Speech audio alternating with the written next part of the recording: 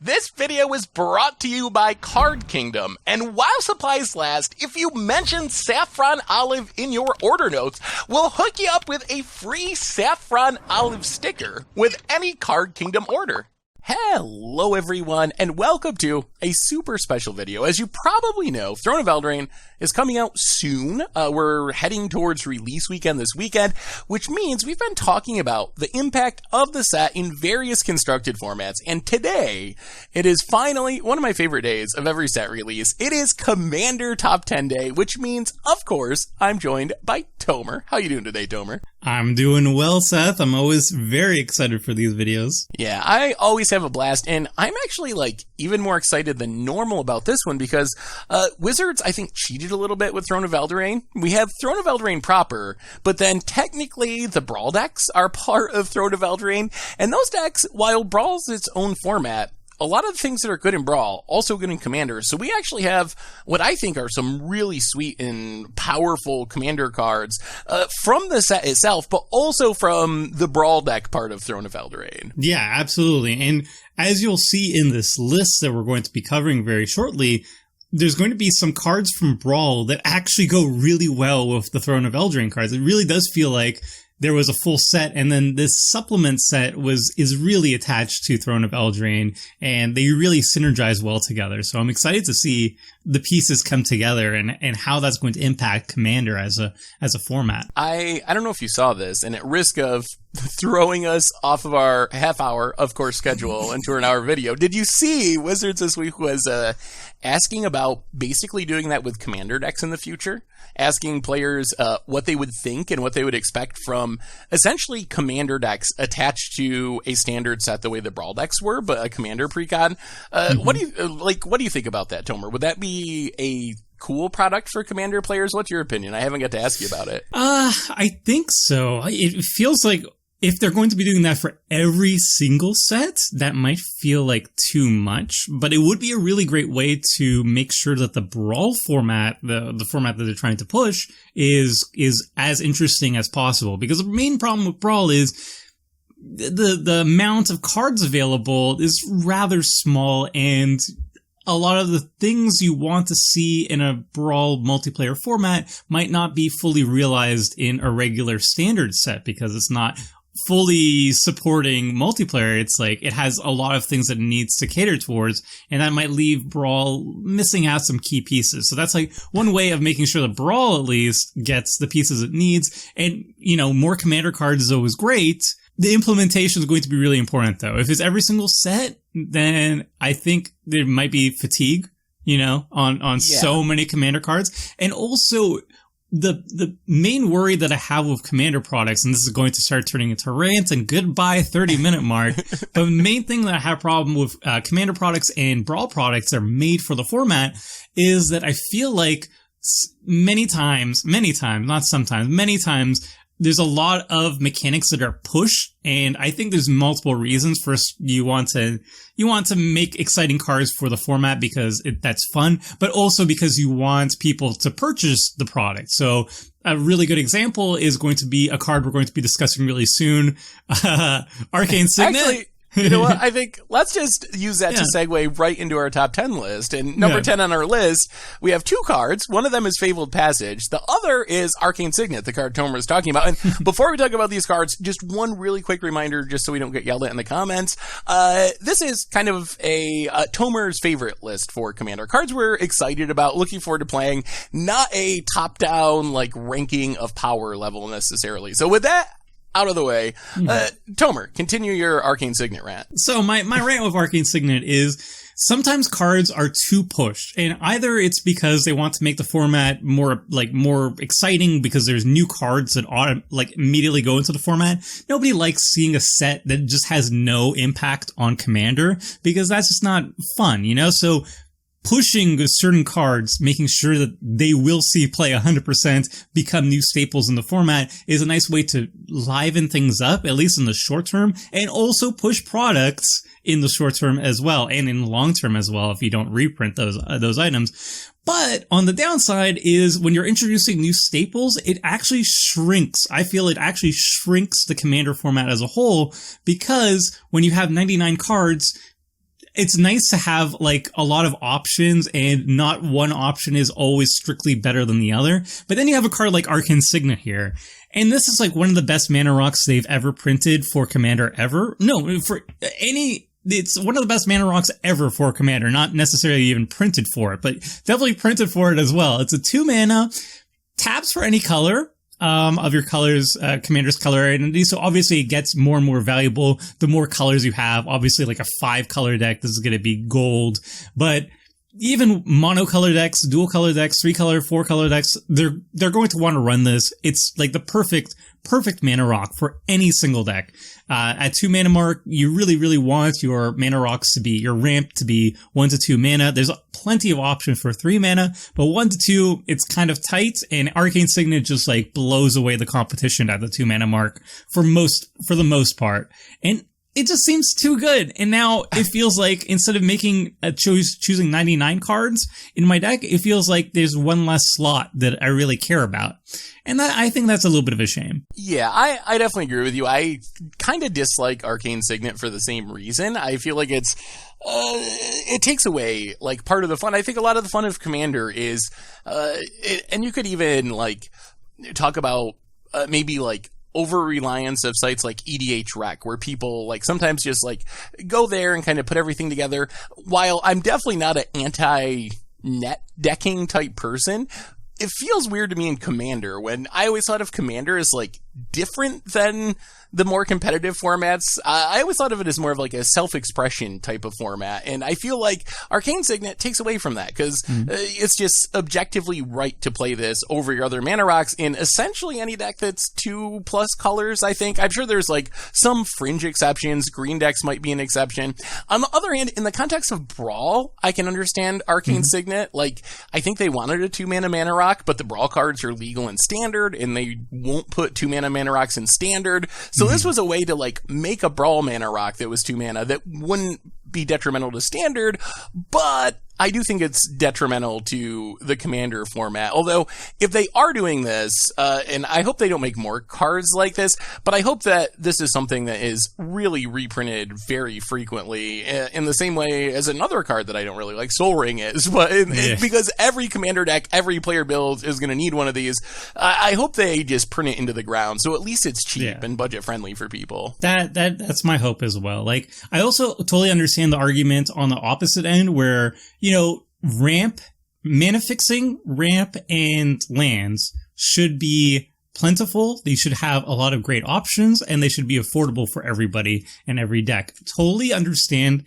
that point of view, but I would also argue that it would be nice that ramp and mana fixing in general, lands and ramp, would also have pros and cons based on the type of deck, the specific type of deck you're trying to build, much like you choose very specific types of removal. You might want creature-based removal like a Reclamation Sage in a deck that has a lot of creature synergies, lots of ways of tutoring up creatures, maybe an elf deck that cares about the creature type itself, or if maybe you're a Spellslinger deck, you would prefer something like Nature's Claim. I love the fact that there's a lot of variety in removal, in threats, in ways of finishing the game. And I think that same concept should also be applying to ramp and lands, and there should be as much variety, as many pros and cons to each item based on the deck you're building. And something like Arcane Signet just kind of like shows up and is like, hey, about that, nah, you just put this in everything, you're good. Monocolor, 5 color, whatever. I'm Arcane Signet. It's great. And I'll say with that argument about making it cheap, I buy that for Command Tower. Like, having good dual lands that are inexpensive, that is a real issue for Commander players. On the other hand, Signets and Mind Stones and Talisman, et cetera, like, the replacements aren't that expensive. Arcane Signet is like 10 times more expensive than the mana rock it's replacing. So actually, to me, at least right now, and maybe it changes if it gets reprinted into Oblivion, but at least right now, it's the opposite of that. Like, it's the most expensive mana rock. So it's not even like giving players access to something if they're trying to build on a budget. It's kind of actually the opposite of how Command Tower works price-wise. Yeah, it's basically you feel bad that you can't afford an Arcane Signet while everybody else is running Arcane Signet if they can afford it. Like, you want it, and the only question is, can I afford to drop like $30 or whatever Arcane Signet's going to be in a bit when there's going to be no reprint for like a year or so? We'll see. We'll see where it lands. But I also definitely agree with you, Seth, on the fact that lands I'm much more forgiving with. I think lands get very, very expensive very quickly, and I think having more options to the very expensive things available, like Fabled Passage, our second card. Wow, we're doing great on time, Seth. Fabled Passage is a card that I really actually enjoy. It has a downside. It only gets basic lands, but this is an excellent mana fixing. It's an excellent land. Gorgeous artwork, by the way. And this is the type of card that I really like to see. There's actual real downsides to running this, but it is very powerful. It's going to be very good in a lot of decks. And I'm glad to have that as an option for like a more budget friendly fetch land, assuming, it does become more budget friendly and sees, a good amount of supply. I think Fabled Passage, to me, works really well in Commander, because Commander is a format where you're expecting to get past 4 lands pretty easily. So a lot of times this is just going to be a better Prismatic Vista for your deck, which Prismatic Vista is already a decent card. Like, you don't have to pay any life for Fabled Passage, and it shouldn't be too hard. And worst case, people play Evolving Wilds. So Evolving Wilds isn't that bad in Commander. So your floor is another Evolving Wilds, which is already fine. Your ceiling is, after you get your 3rd land or whatever, then this turns into a painless Prismatic Vista, which is also good. So I think this is just the kind of land that most 3+ color decks will probably play, and being able to get basics does have some value. You get around whatever Blood Moon, non-basic land hate like Wasteland, or whatever people happen to be doing. So it's definitely not a bad thing to be able to get more basics on the battlefield as well. Yeah, absolutely. And like a 2-color deck, a 3-color deck are going to run a fair bit of basic lands, and I'm really excited. Well, I'm really excited to see the Fabled Passage is not, super pushed, because it's going to be hopefully a lot cheaper than like the Khans of Tarkir fetch lands that can get dual lands, basic land types instead of a basic land card. And that means now people who are on more of a budget have access to a fetch land that is better than Terramorphic Expanse, but maybe not quite as good as, a Khans of Tarkir thing, but it could be as good or better in specific decks. Like if you're trying to fuel an Emeria the Sky Ruin, or the Valakuts and stuff like that, or if you're running like Cabal Stronghold, the one that counts only basic swamps instead of like Cabal Coffers, which counts any type of swamps, then Fabled Passage can have actually some upsides to getting basic lands over like dual lands. So I really like this design. I'm really happy to see this card. Also, sweet with like Crucible World effect, since you're not losing life. So in the late game, this is maybe the best fetch land to just keep getting out of your graveyard every turn to shuffle and keep thinning your deck. So I like that aspect of it too. But man, we spent a long time on number 10 on our list. 30 minutes. I think we spent 30 minutes on Arcane Signet and Fabled Passage. We better move on to number 9, Happily Ever After. And this is a card that people, when it first came out, were like a little bit weird about, actually, because of like Coalition Victory is banned in Commander, and this cares about a lot of the same things, but might be better. What do you think about this one, Tomer? Is this just a fun card, or is it something that's actually good in Commander? I think it's a fun card. I think it's a card that might just show up as a finisher for 5-color decks, but not necessarily something that you're going to be aiming to get a quick win out of, despite there are options of getting a quick win. There is a fair comparison between this and Coalition Victory. There's a lot of overlap where you need to have like a permanent of 5 all 5 colors represented in your permanents. And that one also cared about lands. This one cares about graveyard and your starting life total and whatnot. The biggest complaint about Coalition Victory, and the reason why it's banned, at least from what I understand by the rules committee, is the fact that it's very easy to win once it resolves. Like, it's a sorcery. So once you cast it, basically, once you've set up the requirements, which are pretty easy, especially like mid to late game, it's basically have a counterspell or have like a spot removal to destroy some amount of the colors needed. permanents needed, and then maybe counter it that way. But there's very minimal ways to actually answer it once the spell is cast. I still think it's a fine card in Commander. I think there's much more degenerate one cards that I could name that I would ban before it. Nonetheless, Happily Ever After, I think, is far more fair or fair feeling because it's much easier to interact with. You only win the game once at the beginning of your upkeep. So generally speaking, you're going to have to cast this on your turn, and then you have to wait a full turn cycle before you win the game with Happily Ever After. Now, there's ways to get around this, of course. If you flash this in on the end step before your turn, then your opponents have very little opportunity to actually interact with you, and they have to have an instant speed removal spell or a counter spell to stop it. But generally speaking, it takes more work to make it harder for your opponents to interact with you. That said, there are some interesting things here. Like, I was thinking about Happily Ever After trying to win as quickly as possible with it. And you can do stuff like, use Buried Alive, which, takes 3 creature cards, from your library and puts them directly into your graveyard. And you could find creatures that have multiple creature types. So you can fulfill, the card type parts of your graveyard very easily. Like, there's enchantment creatures from Theros, there's artifact creatures, there's stuff you can do there that could be really, really easy to fill that quota.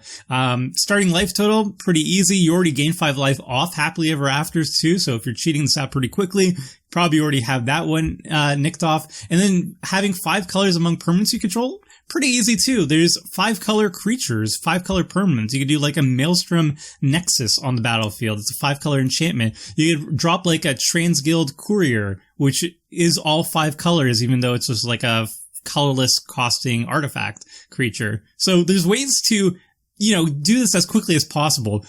Is that worth building an entire deck around? Probably not. I think this is the type of card that you just slide into your 5 color good stuff deck. And later on in the game, if everybody has kind of run out of removal and answers and just gas in their hand in general, you just drop this down and you win the game pretty decisively. Assuming nobody deals with enchantment or the permanents or your graveyard for a full thing. Or you could flash it in, Yeah, I think, waiting a turn is the hard part. I think that's where things can go wrong pretty easily. But I actually think hitting the conditions on this is kind of secondary. I've been working on this card in Standard, and I've kind of been amazed how if you just play your typical deck and get to the late game, you're kind of naturally, with very minimal deck building, going to hit the 6 different card types. That just kind of happens. You do got to do a little work with your life total, though, like you said, Happily Ever After does help. And then, like you said, there's 5 color creatures that can easily turn this on by itself. So I don't think it's that hard to turn on. Although, in Commander in specific, I think the fact that you're going to have most likely 3 players getting a shot at you, unless you flash it in or take an extra turn, do some sort of shenanigans to speed up the process of getting to your upkeep, that's where it's going to become a little bit sketchy. One last really quick question before we move on. What do you think of this as white card draw? I guess this is a unique effect that we haven't seen in white before, this symmetrical card draw. Is there any merit to playing this without really intending to use it to a win condition? I think if this is considered white card draw, it's insulting to white. I think, because I heard about there was a teaser, I think it was Mark Rosewater, mentioning white finally gets to do something they've never done before this set, or blah, blah, blah. They get to draw cards in a very unique way, and everybody was like, ooh, this is very exciting. And then there was damage control after. It's keep your expectations low. And then Happily Ever After was because that is the kind of the scary thing. If the developers behind White's Color Pie and whatever, the people who are designing cards think that everybody drawing a card is good card draw for white. I mean, you get to draw a card, and then usually if it's a 4-player 3-for-all game, 3 of your opponents draw a card. So you get 1 card, your opponents get 3. That's not worth it. That's not good. Maybe if they revisit this, maybe like you draw a 2 when everyone else draws 1 or something. Like, yes. If you want to embrace this, give the player casting it at least a little bit of benefit out of it when this is just like straight up helping everyone equally. So if it was like that, I think I would be more excited about it as white card draw.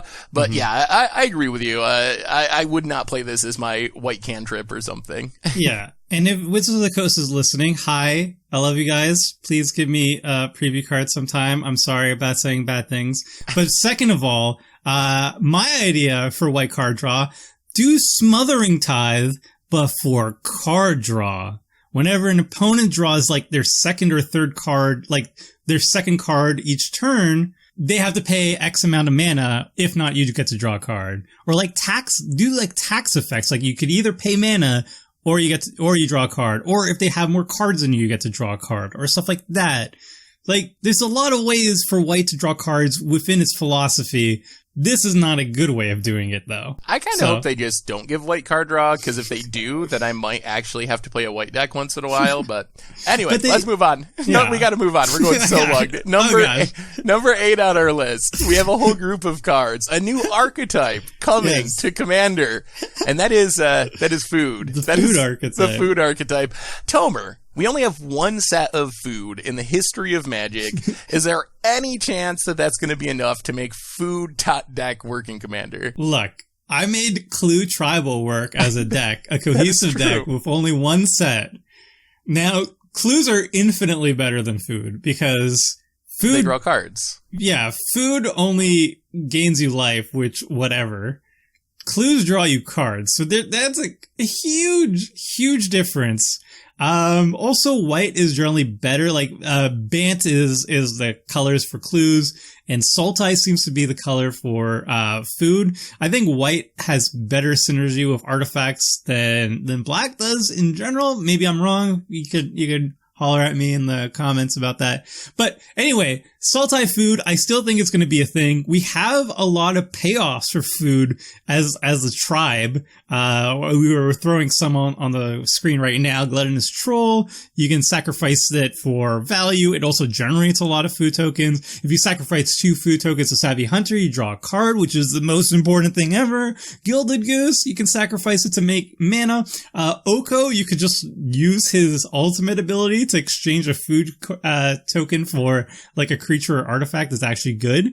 You know, so there's stuff here, and there's a lot of food generators, and you can use it. And then outside of just like the official food synergy cards, you can start looking at different blocks that cared about artifacts, like Metalcraft, for example, from the Scars of Mirrodin block. You could run like, if you were in like multicolor food outside with adding white, you can run like Dispatch, which is like just like a Swords to Plowshares Metalcraft version. So there's a lot of stuff you can do there. You can tap the artifacts for value with like, Clock of Omens and whatnot. So this is an artifact deck. It's an artifact deck. There's artifact synergies here. Food is plentiful to make, really cheap and efficient to make. And then it's all about using those food tokens for stuff other than gaining life, because that's boring. But I guess you could also like throw in like a life gain archetype as well. Why not? So I don't know. I'm going to have fun with it. I think it's going to be cool. I think you're right. The main thing about food, gaining 3 life, like, isn't super exciting, especially compared to clues, which were so good. On the other hand, you did mention it's pretty easy to make food, and then maybe you're using, like, the Antiquities War to turn them all into 5/5s, or, like, draining people with Tezzerets, or different synergies like that. So I think, I see food almost exactly like you see it, where, I think the plan is not to use it to gain life. If you're just making food and then gaining 3 life with it, you're probably like doing it wrong to some extent. But if you can take advantage of just having a bunch of artifacts incidentally put themselves on the battlefield to support other synergies, that's where food can be exciting. And maybe you could even do like some sort of hybrid, like you're kind of in the right colors to do food and clues, and then you have like multiple sources of these 3 artifacts to really power up, I don't know, whatever finish you're using, Antiquities War or whatever. So the maybe Great that could Aurora. be a thing too. I actually don't give me ideas, Tomer. You might be getting against odds. Great Aurora on Aurora. a next Commander Clash. All right, let's move on. Number 7 on our list, we have, this Night Cycle. They printed the Uncommon Legend Night Cycle. almost all of them I found to be really boring, with the exception of Sir Conrad the Grim, which is like a surprisingly unique effect on a random uncommon cycle. What do you think about this card, Tomer? Is this a build-around commander, something you're playing in the 99? What do you think about Sir Conrad the Grim? This feels like a card that could show up in the 99 because his ability is, first and foremost, on the first line at least, whenever another creature dies. That's something Black does all the time. They even have an archetype around it called the Sacrifice archetype. So you can slide in Sir Conrad into basically any Sacrifice deck as part of the 99, and he's going to be pinging all your opponents for just doing what the deck normally wants to do. So he already fits in with an established archetype, but I think he's way more interesting once you actually add him as a commander, because he starts doing so many other cool things as well that you don't really see in other mono black commander decks. He cares not only about when a creature dies, but when it goes into the graveyard from anywhere other than the battlefield, aka usually from milling, or if a creature card leaves your graveyard, which is another thing that you don't really get to see very often, but something that Black is really good at doing, either with abilities like Animate Dead or Reanimate, or cards that naturally come from the graveyard by themselves, like the Unearth cards, or there's like a Lanefall Vampire Spirit that Bloodghast randomly just does that too. Certainly there are going to be some combos that you can do with like Gravecrawler and like a Phyrexian Altar and another zombie card. That's infinite damage with Sir Conrad. So there's a lot of really cool things you could be doing here. And it's just, yeah, it's very unique and very fun. And even if your opponents have ways of, shutting down your graveyard, that might even work to your benefit. Imagine if like an opponent has to decide whether or not to Bojuka Bog you because you're just using your graveyard as a resource. Yeah, you could Bojuka Bog me, but Sir Conrad is probably going to ping you for 15. So, ping everyone for 15. That's kind of, that's kind of good resilience. You could also maybe go for a mill deck. Like there's some, I don't know how many efficient ways for Mono Black to actually mill opponents, but, that might have potential. Maybe there's like Sir Conrad mill on the horizon, Phyrexian Altar stuff. Yeah. I don't know. Even outside of like the combos you were talking about, play this in like Doom Whisper is a good repeated way to like stock your graveyard.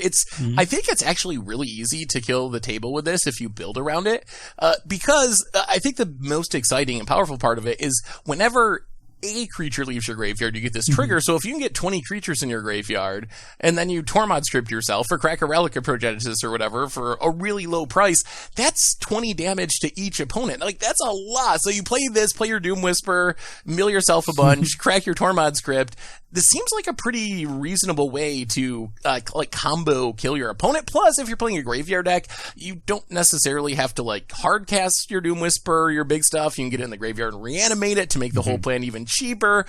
So I actually think this is a really unique and exciting commander that I'm actually excited to build around, which is kind of the opposite of the rest of the cycle where I saw the rest of them. I was kind of just like, that's fine. Like, I like the red one. The red one's cool for like, that's like the Burn-esque commander, but right? Sort of. It's like pseudo card draw too. It's like whenever you deal damage with an instant or sorcery, you get to like red, like the exile temporarily play the card type thing. So it's card draw. I mean, that's I can't always discount card draw, that is true. Always down with drawing the cards. Yeah. Oh, before I go past Sir Conrad though, Infect, he deals damage. He's not draining. So Infect, really good. Put Tainted Strike on him before you go wild. So you just now have to just do 10 damage. Put a Grafted Exoskeleton on him. Oh, okay. And the last thing is the only downside with him is that his ability is so unique that you really rely on him as your commander for most of the self-mill strategies. He's 5 mana though. And he has no built-in resilience to removal. So that's kind of scary. And people are going to, I think, expect combo-y shenanigans or like dying out of nowhere. So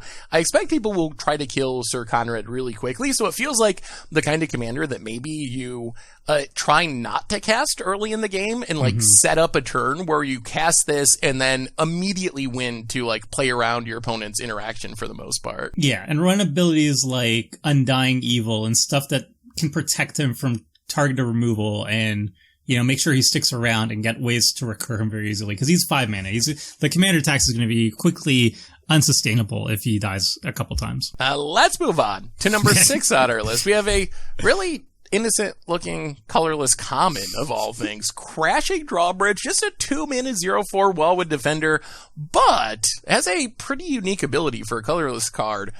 All creatures you control gain haste until end of turn. Tomer, what is exciting about this random common? All right. This is mass haste for your creatures outside of red, which is, it almost never happens outside of red that you can give all your creatures haste at once. This is like a staple red effect. You see it in Fervor, which I think might have been like the original way of giving all your creatures mass haste permanently. There's Fires of Yavimaya, obviously. Rhythm of the Wild is also a riff on the same thing. Outside of red, though, I can only think of a single card that gives all your creatures haste, and that's like Concordant Crossroads, which is, first of all, very expensive, and second of all, it comes with a very notable drawback of giving all creatures haste, not just your own creatures. So you're helping your opponents unless you're doing like something really silly with it, as you would with Concordant Crossroads, of course. But there is a significant drawback. Crashing Drawbridge, however, 2 mana, doesn't have a mana cost to activate it. You just have to tap it, which, I mean, is the greatest flavor win. Like, the drawbridge is up, and then you tap it so it goes down. That is wonderful. Whoever thought of that, good job. I really like this a whole bunch. But the ability, 2 mana for this ability, really, really strong, colorless. It fits in every single deck. Non-red decks that go wide, that have multiple creatures that you want to give haste on any given turn, like a token deck, for example, are going to really, really like this. So I'm really excited to run this in a whole bunch of decks, actually. Generally speaking, the other way that you get haste for your creatures outside of red is Foot Boots and Lightning Greaves. But both of these are going to be more expensive, significantly more expensive to purchase than Crashing Drawbridge, which is going to be very cheap pickup for a long time, I assume. And it can only give one of your creatures haste at a given time. So if you're looking to attack with everything at once, Crashing Drawbridge is going to be your best bet. That's really cool. Yeah, I think that is really powerful, and it works really well with Swiftfoot Boots or Lightning Greaves, because then you can do like the mass reanimation shenanigans, or you like Living End or Rise of the Dark Realms or whatever, get all your creatures back, give your Crashing Drawbridge haste with your equipment to give everything haste and just like kill the table out of nowhere. So yeah, I think this is actually way more exciting than I first gave it credit for, because you're right. This isn't a colorless effect. It never has been. Mass haste, I've been trying to like look and research, and I can't find anything that's colorless, or even outside of red, and then I guess green, like you said, with Concordant Crossroads. So it'd be really interesting. Do you think this is something that is haste valuable enough that you just like play this in most decks as a staple, or are you looking to play this because you're specifically trying to do something with the haste, give certain creatures haste, or you're an aggro deck and trying to go wide or something? I think this deck is going to be regulated primarily towards go wide combat focused decks, because if you're looking for haste just to tap your creatures, I think you're going to get a lot more value out of Lightning Greaves or Swiftfoot Boots, because you could just like equip one of the creatures, tap it, or use its activated ability, then immediately move it over to the next one and use it. It's free if you do it with Lightning Greaves, obviously, but I mean, Lightning Greaves, I think it's like $7 now, $7 US, so it's not that cheap. So if you're looking for a budget version of those two type of cards, those equipments, then Crashing Drawbridge is really excellent. But I mean, any go wide token based deck, or anything similar to that effect, like maybe like a morph deck, for example. I usually have like a lot of morph creatures that I can immediately attack with, but I might not have a haste outlet in Kadena, because Sultai colors just struggle with that. That's going to be really good. Arcades Grand Strategist is the Defender Tribal, the wall tribal deck. This is going to be an excellent inclusion there. That's probably where it's going to see the most play, because it is a wall and you want to give all your creatures haste, and Bant just generally does not have that ability really easily. So yeah, it's going to show up in a bunch of decks. I'm not sure it's going to be going to show up in all decks that want haste, because there are other options, but I can totally I could totally see myself running it in a whole bunch of decks. Let's move on to number 5 on our list. And here we have another cycle of cards, and that is the Castle Cycle. Lands that are mostly going to come into play untapped. You only need one basic land type of a certain type to make it happen. And then while none of their effects are super broken, they all do something. And I really like this cycle, but I want to hear what you think about the castles in Commander, Tomer. I think these cards are very low risk because they're going to be entering the battlefield untapped most often, and most of the decks are going to be wanting to run them in the first place. And then the reward isn't very high, but it's pretty decent, and it's definitely like well costed, and it's something that I'm going to be looking towards running as utility in a bunch of decks. Monocolor decks, obviously, I'm going to be running this all the time because you're always going to have the requisite basic land to make sure that it comes into play untapped. Dual color decks, definitely going to be interested in running this. 3-color decks, probably going to be interested in running this, depending on the mana base. 4 or 5, probably not. It might be too inconsistent. And also, all of these have an activated cost of double of their respective color. So, like, the blue one has double blue, and that might be a little bit tricky in some 5-color mana bases, and the abilities might not be worth it over, like, having a mana-fixing land that enters the battlefield untapped. But yeah, like 1, 2, 3-color decks, I wouldn't see why not to run these. They offer a little bit of utility that's really good. Some are better than others. And certain decks are going to take advantage of them more than others. Like, I really like, for example, the blue one a whole bunch in decks that care about playing cards off the top of your library. For example, if you want to set up a miracle like Devastation Tide or the Time Walk, the Miracle Time Walk, scrying is really useful. Or if you have like a Future Sight, like a deck with Future Sight, like Melik, is it Paragon, really likes playing cards off the top of the library. Being able to scry 2 consistently for 5 mana when you have that mana available, really, really good. The downside is not very, very high. So yeah, it's really good. And the red one too, the one that gives all your creatures +1/+0, I think, until end of turn. I think that one's actually really strong for a go wide deck. Like any deck that just has a lot of tokens, like a Krenko deck, for example, boom, you get like double a 1/1 is now a 2/1. They're dealing double damage.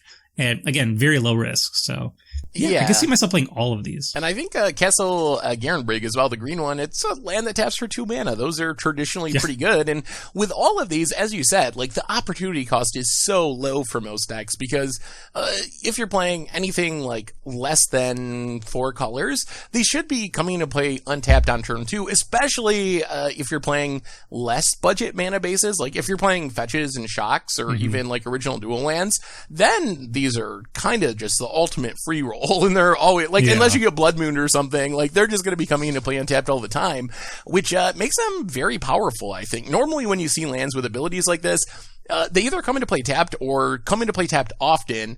These are like the opposite. They're just going to be coming into play tapped in most decks almost all the time starting on turn 2, and then having lands that just do something. Draw a card, scry, add an extra mana, make a token, pump your team. Like, that's very powerful because you're getting this effect without having to cut like a non-land card out of your deck to make it fit. Like, would you play the red land? I guess maybe you would. It's kind of like a Goblin Bushwhacker. But would you play these cards as a standalone non-land card? Probably not, but when you're getting that value for free out of your mana base, it becomes very powerful. Yeah, absolutely. Let's move on to number 4 on our list. We got our buy a box promo from Throne of Eldraine, Kenrith the Returned King. Oh, I really like this one, Tomer. I love me some 5-color decks in Commander. So I've run into what I call the Atagatog problem, which is a lot of 5-color commanders tend to be tribal, but I like to just play 5-color good stuff. And if you just want to play 5-color good stuff, I think Kenrith might be actually the best commander for that. If you just want to like play whatever 5-color mashup of cards and synergies you want, I think Kenrith is like so perfect for that. But Tomer, what do you think about Kenrith, the Returned King? I mean, I totally agree with you. This is like an ideal 5-color good stuff commander. He's unassuming relatively, but he has a lot of powerful abilities. I don't think he's going to draw too much hate, and he's going to sit on the board and basically win you some political gain while you do whatever you want to do with your 5-color deck. The way I am most interested in running him, however, is a politics commander. I've always made myself quite known on not liking group hug decks basically that just want to play a bunch of cards that help the entire board kind of randomly. There's like a chaotic element to it where it's like everybody draw 5 cards, everybody ramp 10 lands, you know, and that kind of just adds a whole bunch of chaos. Decks are not performing the way they normally do, and eventually it ends up king-making whichever deck basically has like the most highest converted mana cost, because you're giving all this free card draw, all this free ramp, all these free ways of casting spells for free because you're just giving them stuff and stuff and stuff. And the one deck is just going to randomly win, and you're like, oops, a daisy. Well, that was fun, wasn't it? And I hate that. I hate that so much, Seth. It's the worst ever. I hate Feldergriff so much. That's my main point. I like Feldergriff. I was going to try to talk all of you into doing and everyone plays Kenrith week on Commander Clash, because I think that would actually be really fun. But I love Kenrith. Kenrith I actually really enjoy because every single one of his abilities you can definitely use very politically, and it's not just you're helping your opponent. All these abilities can actually just help you just as much. You could use Kenrith's ability just to bolster your own stuff and not help another person at the table for the entire game. But the fact that you can always use that to be like, hey, don't attack me. I'll give you a +1/+1 counter if you attack into this creature, therefore they can't actually block you. Or hey, you just played a bunch of creatures, how about I give them trample and haste as long as you don't attack me? Or hey, there's a Reclamation Sage in your graveyard and we want to get rid of this enchantment. What if I put that creature card onto the battlefield so you can use that to blow up the thing we hate? Like there's so much politics here. It's always for your own gain, ideally. That's how I will play it, but it's all just like collaboration. That's where it gets really strong. It's good for your own board, but it really shines when you're collaborating with opponents to get mutual threats out of the way, and that furthers your own power in the same sense. So the way I'd run Kenrith is I'd run him very politically. I'd run a lot of the offering cards that are like, hey, I'm going to do something really cool for myself, and I'm going to help you out too, while we're both like really, really gaining a bunch. Or the tempt with cycle, where it's like, hey, I'm going to do something really cool for myself. You can opt in to do that cool thing for yourself too, and I'm going to double up each time you do. Or the curse cards, where it's like, hey, if you attack that person, you get to draw a card, but I'll also get to draw a card. You know, like all those type of effects, very political, very much using your opponents to do the dirty work for you. And all of Kenrith's abilities really, really shine with that. And if you really want to take advantage of his abilities, they cost a lot of mana, but there's a lot of ways to very efficiently discount the mana cost of his activated abilities. Training Grounds, Biomancer's Familiar, and Illusionist Bracers are all ways to get maximum value out of all his activated abilities. So some stuff to build around too. I really like him. Also, yeah, I agree with basically everything you said. It is really sweet that it's Feldergriff-esque. You could play straight up like a Feldergriff style deck with this, but you can also play this and only use it to your benefit, or like you said, kind of a mix where, yes, you're helping your opponent, but really your end game is for it to be helping you politically. The other thing about Kenrith I think is worth noting is really good infinite mana commander. If you have a way to make infinite mana, this in your command zone just essentially wins you the game, because you get to draw your entire deck, and then you'll have a way to win the game. And you draw your opponent's entire deck, or you could force your opponent. Yeah, if everyone's tapped out, you could force everyone else. You gain infinite life. If you play a bunch of creatures, or like Genesis Wave, you can give them all haste. So if you have some sort of infinite mana shenanigans, this should just be game over. Once it hits the battlefield. Yeah, absolutely. Very good finisher. Let's move on to number 3 on our list, and we have my favorite card from the Brawl decks, Chulane, Teller of Tales. This is most me commander from the whole set. One of the most me commanders ever. It does everything I love to do in Commander. It draws you cards when you cast a creature spell. Then you get to bounce the creatures back to your hand, so you can draw more cards, and you even get to put lands into play, so you have the mana to keep casting more creatures. Oh, this is just like the perfect Panharmonicon commander. I love Chulane so much. I was gonna say, Seth, what is the first card you're gonna put in your deck? Oh, yes. I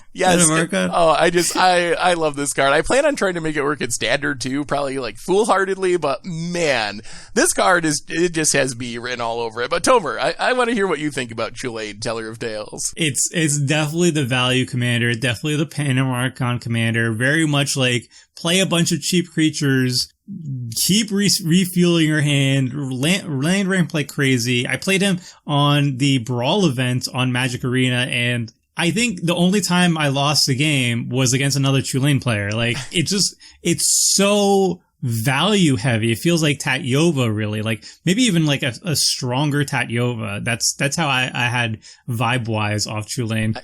It's not an enter the battlefield, draw a card and gain and put a land onto the battlefield. You have to actually cast a creature, so there is like a little bit of a stopgap on there, but I'm sure there's going to be infinite loops, infinite combos where you can just like draw your entire deck, Lab Maniac, win, something like that. Yeah, I'm sure if you have, oh no, what is that combo card that you use in your morph deck to keep picking things up? Oh, Cloudstone Curio. Yeah, Cloudstone Curio seems like like Ornithopters and Memnites or something. Two Ornithopters would go infinite pretty easily, but yeah. Against odds, Ornithopter, Chulane. The other thing I like about it is even outside of actually comboing, it's just a lot of value. We see like Zendikar Resurgent be very powerful and played with a similar trigger. Beast Whisper. Do you remember the game where Richard played Elementals on Commander Clash and just like played Risen Reef and played Elementals, and all of a sudden he had like 20 lands and was just like outpacing everyone because he drew so many cards? That's basically what Chulane does when you cast any creature. You're getting the card draw and you get to put a land into play. So it's essentially a Risen Reef trigger, but it doesn't care about creature types. It's not only for elementals, and it's coming from your command zone. So yeah, the value gets out of control and just spirals really quickly, even if you're just playing this completely fairly and casting Muldrifters and Fiend Hunters and whatever random creatures you want. It's so powerful. So I don't know. Do you think this is the most pushed of the new commanders we're getting in the set? Absolutely. Without a doubt, this is going to be the most pushed, the most popular, and the most hated at playgroups because it's just so much value. It's not like it does something that's really oppressive. It's just that the amount of value is so disgusting so fast that I think people are going to have to target you to just make sure Chulane's off the battlefield. You know, if Chulane's on the battlefield for too long, you're going to snowball and just win the game. So I'm really excited for it because I think especially like Brawl players, really, I think everybody has to experience the raw value of drawing this many cards, this much card advantage on a single commander. I think everybody needs to experience that at least once. I'm a little bit worried because I feel like if I ever see Chulane, I'm going to have to target that player right off the bat. There's also some meaner ways you can play Chulane, obviously. Stacks, you know? He puts lands from a land card from your hand onto the battlefield. You know, the best way to get maximum value out of that is maybe to bounce lands a little bit, you know, like Storm Cauldron, you know, so Storm Cauldron's bouncing everybody's lands, but it's okay because you get to put your stuff back on the battlefield. Oopsie daisy, extra landfall triggers, maybe some, was like overabundance or something. Not overabundance. There's like, there's a blue thing that whenever a creature enters the battlefield, the owner has to return a land to their hand. I know stuff what you like mean. that. Yep. Yeah. And maybe on the nicest way, Moonfolk. That would be a good Moonfolk commander as well. Somebody actually commented, like, I was like, Chulane is disgusting. That was the first like words I uttered when I saw him. Then somebody mentioned on Twitter, like, oh my god, this is the perfect Moonfolk commander.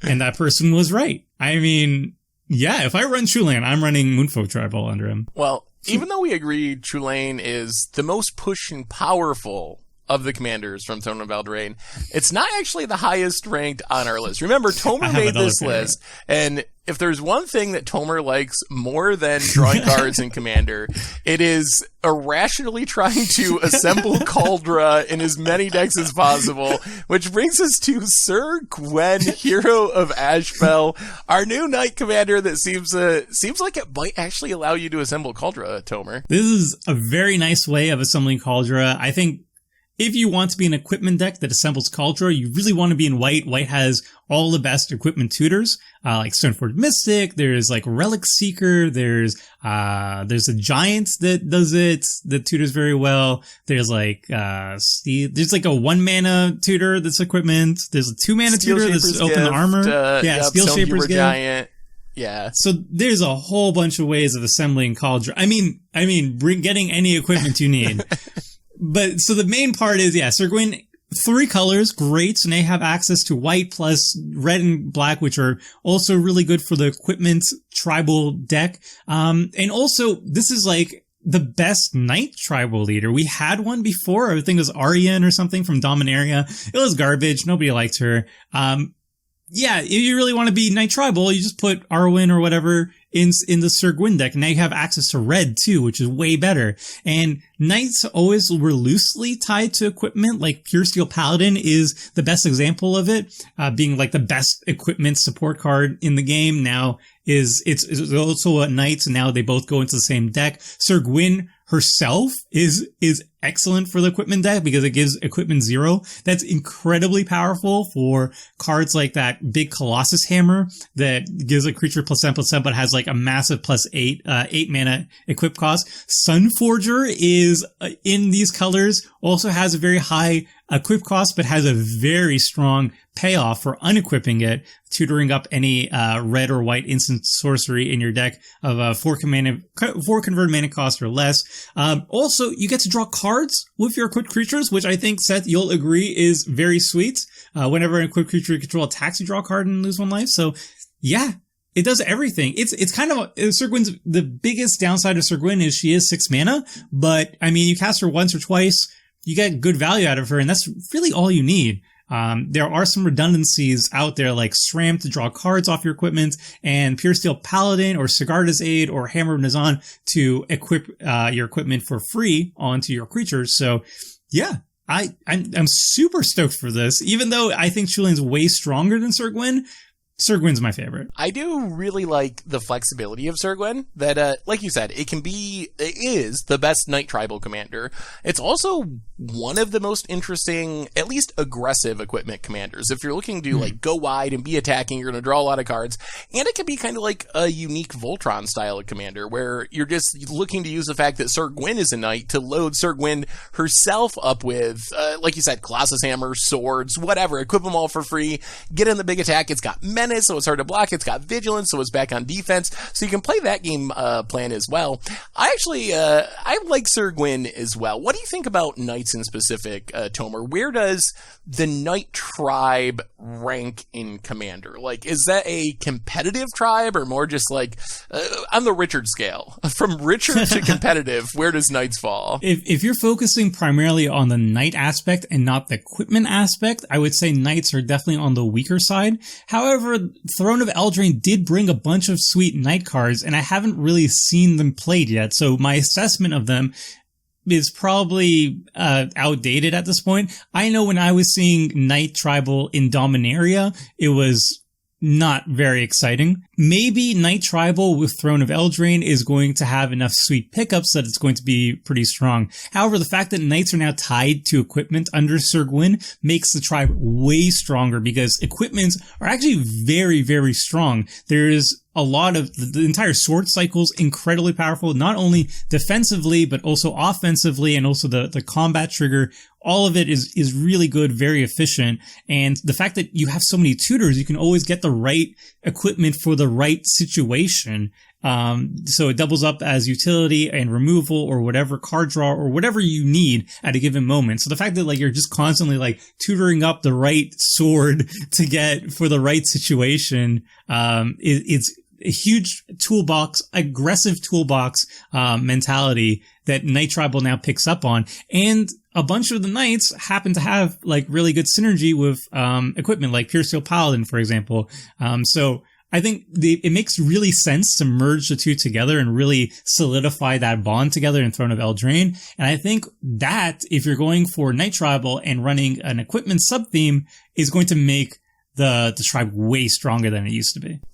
Let's move on. Number 1 on our list, and here tiny bit of cheating. It's actually like 5 cards. We have the whole mythic cycle, the legendary artifact, cost gets reduced by whatever the condition is cycle. These cards, to me, Tomer, feel like they were kind of designed for Commander in mind, at least some of them, and they feel pretty powerful. I think there's some variants. I think they're all good in certain decks, but what do you think about this legendary artifact cycle, Tomer? I think they're pushed for sure, and they're definitely pushed for Commander to entice people who are interested in Commander to check out Throne of Eldraine. And unlike Arcane Signet, which I kind of poo-pooed on for, just being generic and just always being good in everything, I actually like the cycle a lot. I think the abilities on all these mythics, these legendary artifacts, are interesting. And I'm excited to actually run them and use their abilities instead of like, nobody's saying like, I'm excited to use Arcane Signet to cast it on turn 2 to cheat out a 4-drop on turn 3. Like, that's not exciting. These cards are definitely very exciting, and they're also not like auto-includes in every single deck. They're very powerful in their respective archetypes, though, and they're probably going to be nice, nearly staples in their respective archetypes. And they're all really cool. So let's try to run through them really quick, and you can tell me the archetype that you're envisioning that legendary artifact showing up in. So, actually, let's start with an easy one. Or let me ask you on what I think is the easiest one. The Great Henge, to me, that reads like a card that essentially every green deck is going to want to play. Like, it's got a little bit of that Zendikar Resurgent card draw, and it pumps your creatures, and it adds mana. It's like a weird mana rock. Am I wrong to think that that's just like, unless you're the rare green deck that for some reason isn't creature heavy, or maybe like a go wide token green deck couldn't take advantage of it, but most green decks would play the Great Henge? I think you definitely hit it right on. It's definitely the most auto-include staple of all the bunch for green decks, because green decks are just almost always going to be creature decks, as you pointed out. There's going to be the rarity that doesn't focus on creatures. I can't even think of one off the top of my head. I'm sure they're out there, but yeah, this is the type of card that, like, if you have a bunch of creatures and they're relatively big, you run the Great Henge, and it's always going to get max value for you. The only deck that you wouldn't want to run it in that is creature heavy is probably going to be a token deck, because you miss out on the final little part of it where you get to draw a card, and that's the most important part, obviously. And it's also, in a token deck, it's a little bit harder to get the cost down if you're playing like a bunch of 1/1s. I think part of the reason it's appealing in all these cards really is in the right deck, the mana cost isn't really the mana cost. I think in your typical green commander deck, you're going to have something that has a lot of power. You're going to be casting this fairly early in the game, most likely for 3-4 mana, and sometimes it's going to be all the way down to 2 mana in the late game. So I think that's part of what makes it so powerful. If this was actually 9 mana, it would be, actually, it might still be somewhat playable, but it would be much less exciting. But the fact that it comes down early if you have a big creature makes it better. So it can be as much as 2, which is insane. Speaking of as much as 2, I had the Great Henge number 1 on my power rankings here. Number 2, I had the Cauldron of Eternity. I feel like the Cauldron of Eternity also goes into quite a few decks compared to some of the other cards, because black decks like their reanimation, and this is a pretty solid reanimation card. Pretty easy to get this down to 2 mana early in the game, 2 less for each creature in your graveyard, and then paying 2 life at Commander, what do you care? You start at 40 life. You can afford to do that many times. A little bit of a drawback maybe with creatures dying going on the bottom, so you can't loop stuff. But Tomer, what decks does the Cauldron of Eternity go in? Well, I can tell you what deck I'm most excited to run it in, and that's going to be Grenzo Dungeon Warden. It's a Rakdos commander, and its main shtick is that it can reveal or look at the bottom card of your library, and if it's a creature card and it's like power is less than Grenzo's, you can just immediately put it onto the battlefield for like 2 mana or something ridiculous like that. And the Cauldron of Eternity plays really well into it, because its drawback is actually an upside with Grenzo on the battlefield, because generally speaking, the graveyard decks want your creatures to go, when they die, to go into the graveyard so you can recur them again. And the Cauldron has like this soft cap of where like, actually, you can't do that forever. That's too degenerate. People will cry for him. So Grenzo actually is the perfect answer to that, because you don't actually want your creatures going into your graveyard. You want them to be on the bottom of your library so you can immediately cheat them out again. So this is actually perfect for Grenzo decks. Next, I would say, I'm going to say Magic Mirror. I think this is actually where it gets close. I think I can see an argument for Embercleave, but let's go with Magic Mirror in our number 3 slot. Tomer, Spellslinger style decks seem to make sense, since you're going to get the cost down really easily. No max hand size, already a very heavily played affecting commander that people want, especially people like us that like to draw a lot of cards. And then if it sits out, it draws you more and more cards each turn. What are you thinking with this one, Tomer? Every Spellslinger deck. I mean, it is kind of slow. It is a bit slow. Like, I'm seeing myself playing it for maybe, 4 mana, maybe even 3 mana. The triple blue seems pretty enticing. And it's not too hard, especially in an Izzet deck, like a blue-red Spellslinger deck where you're running stuff like Faithless Looting, to get a lot of spells into your graveyard very quickly. Windfall, Wheel of Fortune, those type of cards are going to really make it very quick to cast Magic Mirror for just 3 mana. And if you're just looking at it as 3 mana, your first upkeep, it's a Phyrexian Arena, which I think is overrated, and that's an entirely different rant that we're going to say for another time. But every single turn after that, it draws 2 cards, then 3 cards. It's cumulative, and it only goes up from there. And even when you're drawing cards, you also have maximum hand size. So it's plus. It's like a way better Phyrexian Arena that I'm very excited about. Also, a less fun place that is probably pretty good is like extra turn decks, where you can get the counters building up pretty quickly if you're taking extra turns, and then as you're drawing 2 or 3 cards, you're drawing more extra turn spells. So don't play those decks unless you want to lose all your friends, but it seems like it would be good there too. Expropriate makes friends. Yes, that's what I hear. Everyone loves expropriate. Yeah. Next, I have Embercleave. And that's not a knock on the Circle of Loyalty. I think Circle of Loyalty is good. It's just really narrow. But Embercleave, where does this kind of pump spell-esque equipment? This is like a Teamer Battle Rage on an equipment, basically, thing, Commander. I think like its actual casting cost of 6 is not insane. Yeah, I mean, it's pretty reasonable, I think, because it has flash and it immediately equips when it enters the battlefield.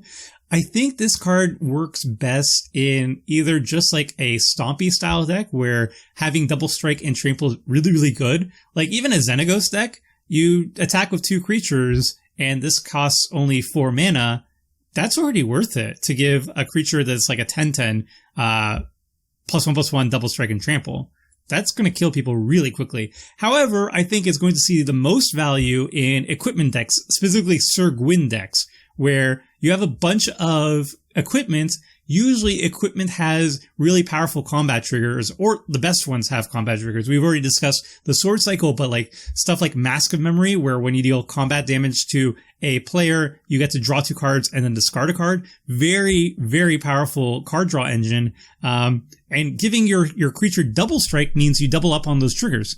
So not only are you doing a massive amount of damage and you're giving trample so you have some way to actually connect, but you're also doubling up on all the combat triggers of your equipments. Yeah, I think it's actually a very scary card because of the flash and the free equip. It seems like it's pretty easy to kind of juke someone out. We talked a little bit about like Infect earlier, various pump spells, even just a big creature. It seems like if you can sneak this in unblocked or even through a blocker thanks to trample, that you got a chance to just one-shot someone. Also, probably Voltron decks could take advantage of this, where getting it on your commander with a bunch of other equipment going to be especially scary. So definitely a pretty powerful card. Last on our list, and our editor is going to have to pull this one up because it's not on the slide. The Circle of Loyalty, my take on this one is it's powerful, but I like it less than the rest of these cards because all the rest of these cards can go in multiple decks. The Circle of Loyalty, you specifically got to be playing Knight Tribal, I think, for it to really be in the conversation. So how good and heavily played it is going to depend on how good and heavily played Knights are, and we did get a lot of new additions in Throne of Eldraine, but traditionally it's not like one of the most pushed or played tribes in the Commander format. So that's my thoughts. What do you think about the Circle of Loyalty, Tomer? I pretty much agree. Like, I could see running it in a Legendary Matters type deck, maybe under like Teshar or something, just to make some tokens, but I don't think that's very exciting. I think you want to get maximum value out of this by putting it into a a Knight Tribal deck where the Knight tokens themselves are very relevant to the card type. Yeah. I was totally happy with just ignoring it too. All right, so I think any other thoughts on this cycle, Tomer? I think we are mostly more or less in agreement. You think they will all see pretty heavily play in their respective archetypes outside of maybe the Circle of Loyalty? I think so. I think each of these cards have at least one definite home. Some of them might have multiple homes, like the Great Henge, I think can see basically any green deck that isn't a token deck running it. And yeah, I like them a lot. They look really epic. They feel really epic. They have very powerful effects. And yeah, they're push. Yeah, they're very powerful, and I'm totally okay with that because I feel like they're interesting and they don't fit everywhere. They fit in very specific decks or archetypes, and I'm really happy with the design here. Oh yes, one other thing I want to mention about these, and this is we're going jank level. This is not where you want to play with these, but they have very high converted mana costs. So if you have any converted mana cost matter stuff, like maybe you want to turn your Cauldron Eternity into a creature with Karn the Great Creator. Or maybe you're playing March of the Machines that turns all your artifacts into creatures equal to their converted mana cost. Weird shenanigans like that are worth keeping in mind. Or even like Rush of Knowledge, draw cards equals to converted mana cost. Rush of Knowledge, the ninja that deals damage equal to the converted mana cost when you flip to it. Things like that. These are ways you can cheat something that's technically 12 mana or 9 mana into your deck, but really be casting it for 2 mana. So worth keeping in mind if you're doing like converted mana cost shenanigan style decks as well. Oh yeah, definitely. Anyway, I think that brings us to the end. Definitely under a half hour, I think. Half hour. Definitely. The editor has a lot of work to do, I'm just saying. Have fun! Of our top 10 commander cards from Throne of Eldraine. So, Tomer, thanks for hanging out. I always have a blast doing these videos. Thanks for having me, Seth. I always enjoy these. And whatever viewers are still left at the end of our half-hour review, thank you so much for watching. We appreciate you. So, thanks for not falling asleep. Let us know what you think about Throne of Eldraine in Commander. We made a list of 10 cards. There's a bunch more that seem sweet for the format. So let us know your favorite or what decks you're putting these cards in. We would love to hear what you think about it. So anyway, that brings us to the end. Thanks so much for watching, and this is the crew signing out. How bad was it? 1 hour 7. Yeah. Okay. We actually, though, honestly, we probably hit like almost 20 cards. Yeah. Thanks for watching the video. If you enjoyed it, help us out by clicking that like button down below. And to keep up on all the latest and greatest, click that subscribe button. And don't forget to hit that bell icon to get alerts whenever we have new videos. And if you want to, check out some of our other sweet videos here and here.